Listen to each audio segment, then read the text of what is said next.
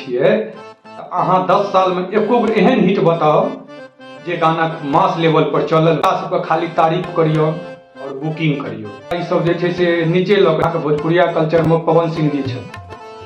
हम जे छै से एगो लाइव उदाहरण देब, जीवंत उदाहरण, जे हम किछु दिन पहले एगो स्टूडियो गेलिए, जानल मानल स्टूडियो छलै।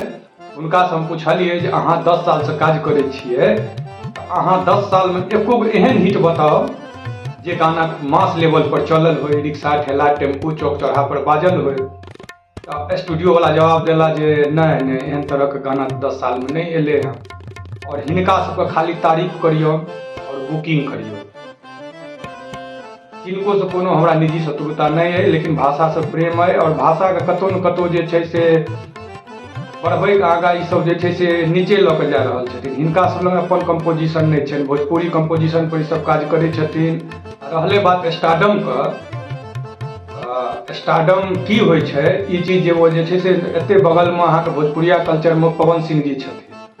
तो भाषा के जे केओ आगा बढ़बै छै तो पवन सिंह से सिखबाक चाही लोक के। स्टारडम ओकरा कहल जाइ छै जेकर डंका एतऽ से बॉलीवुड तक बाजै छै और हिनकर गाना चौक चौराहा पर नहीं बाजि रहल छै, लेकिन हिनका सबके गुणगान लोक करैत रहे। रहले बात हिनका सबके लोक कहै छथिन जे हिनकर सबके समर्थक छथिन, और हिनकर सबके जे समर्थक छथिन ओ कहै छथिन व्यू ले दुआरे, जे सब एतऽ जे छै से व्यू ले दुआरे जे छै एतुका सेलिब्रिटी के टारगेट करै छै। रे भाई, अहाँ सब अपने व्यू ले दुआरे रील पर जे छै से अहाँ रील बनबै दुआरे अपन वाल पर जे छै, जेकरा स्टोरी हम सब कहै छियै, स्टोरी पर जे छै से केओ रील बना देलक तो ओकरा चढ़ा देलिए। अहाँ के स्टारडम के पता तो ओते से चल रहा है जे अहाँ के की स्टारडम है। जबरदस्ती अहाँ सब गाना जे छै 1000 2000 5000 10000 व्यू के लेल रील बनवाबै छियै और कहै छियै जे हमरा जे छै से स्टारडम बहुत ज्यादा है। काज करबै ओकर तारीफ हैत, खराब करबै तो ओकर क्रिटिसाइज हैत।